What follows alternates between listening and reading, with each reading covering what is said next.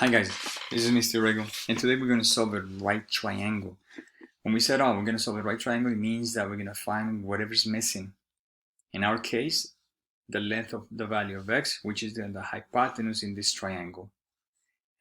So x value, and also my angle A and my angle C. Alright. To find the angles, the easy way is to use trigonometric ratios, sine, cosine, or tangent. And to find this value of x, I can also do trigonometric ratios, or because I don't have any angle A or C, I don't have any of the acute angles, then what I'm going to use the Pythagorean Theorem. So let's practice this, because the Pythagorean Theorem is very useful when we're talking about right triangles. It only is used when I have a right angle, okay? One thing to consider is that the x value, this is my hypotenuse. And when I'm replacing the values of x in this equation, I have to remember that my hypotenuse will always be the c value in my Pythagorean theorem. A and b does not matter the order, but c is the most important part. So let's call a equals 5 and let's call b equals 7. Let's replace. A squared, in this case, is 5, so I have 5 squared plus b squared is 7 squared equals c squared, which is my hypotenuse, which is the x value. And from here, I'm going to find the value of x. 5 squared is 5 times 5, 25. 7 squared is 7 times 7, which is 49. 25 and 49, this is 60, this is 74, equals x squared. And then I have to do the square root of this, because I need x, I don't need x squared. The square root, it cancels the square, and then square root of 74, I'm going to round it to the nearest tenth, is going to give me 8.6. Alright, makes sense to be an 8.6 because it's longer than the 5 and it's longer than the 7. Alright, horrible 6, I'm sorry about that, 8.6. Alright, cool. And we got the x. Now let's find the angles. So to find the angles, let's get some other color right now. Let's get red or something like that. All right, cool. Let's find the angle A. So for that, I'm going to use SOHCAHTOA, S-O-H. Cosine is adjacent over hypotenuse. This is an H. What's going on with me today? SOHCAHTOA is sine is opposite over hypotenuse, cosine is adjacent over hypotenuse, and then my tangent is opposite over adjacent. So I'm going to use any of these three ratios to find the measure of angle A. Let's practice all of them. For now, I'm going to use sine. Okay, sine. Sine is opposite over hypotenuse. So let's call that sine of angle A is opposite over hypotenuse. If this is angle A, opposite is across. This is opposite, which in my case is going to be 7 over hypotenuse, right? This is opposite over hypotenuse, and my hypotenuse, we just found it, which is 8.6. Okay, but then you're going to ask me, oh, well, I don't have the angle, I have the ratio.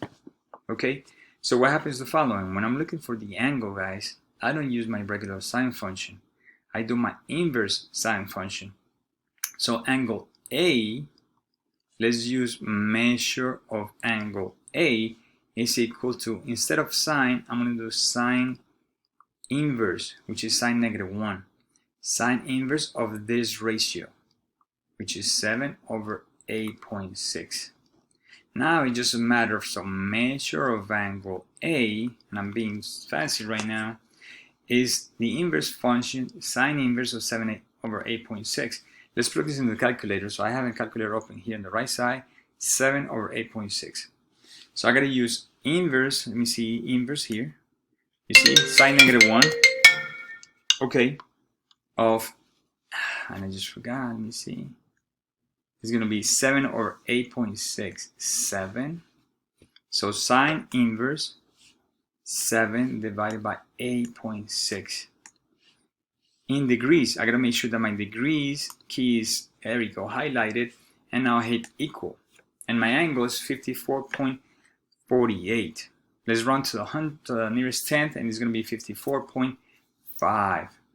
So my angle is 0.5 degrees. Now, before I move on, I want to show you something in the calculator. If you notice that as soon as I hit inverse sine, it gave me arc sine, right? So having sine inverse is the same as having arc sine. This means inverse as well, arc sine. Many calculators use this as a notation, so you can see on textbooks arc sine or sine inverse is the same thing. It's my inverse function for my sine. Alright, so I have my first angle, which is, let's get blue, here we go. I got my first angle, which is 54.5. So angle A is 54.5 degrees, this angle. Excellent. Angle C. Alright, one more thing. B is 90. Angle A and angle C are complementary angles. So not necessarily I have to do all this process again. I just need to know that this A and C are complementary. Complementary means the sum of the two equals 90. Okay? So I'm going to solve that both ways. Okay? I'm going to show you that they're complementary. So if I have one of the angles, I just subtract it by 90 and I get the other one. So that means measure of angle C is 90 minus 54.5. Therefore, measure of angle C is 90 minus 54.5. Let's do the math. 90 minus 54.5 equals 35.5 degrees. And I can call it a day. I'm done. Alright? So I just show you one shortcut. But I want to practice using my sine, my trigonometric functions. So now, instead of sine, let me do cosine for angle C. So let's find cosine of angle C. Cosine is adjacent over hypotenuse. So adjacent over hypotenuse. In my case, adjacent to angle C is this side because this is the angle. Alright? This is my angle. Therefore, my adjacent side is B, which is 7. Over hypotenuse, and my hypotenuse will never change. That's 8.6. Okay? Let me write this again. Cosine of angle C is adjacent over hypotenuse. If you remember from before, I went from my sine function to my sine inverse. Therefore, here, if I want to find my angle C, I'm going to do the inverse function of my ratio, which is 7 over 8.6. Again, calculator time. 7 over 8.6. Let's go to the calculator. 7 over 8.6. Let's erase this. I'm doing inverse cosine. You see this? And now it hits our cosine, which is the same as the inverse.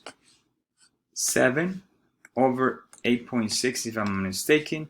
My answer is 35.5. 35.5 degrees. Again, I'm going to go fancy. I'm going to call this measure of angle C. Measure of angle C. This is an angle, right? The less than symbol. All right, but again, I did it before using my complementary angle. I know that those two equal to 90. All right, now, so that's how we solve a right triangle, guys. Please, if this helped you a little bit, like the video and subscribe to the channel. More, way more videos coming. Thank you very much for your support and for watching the video. Take care.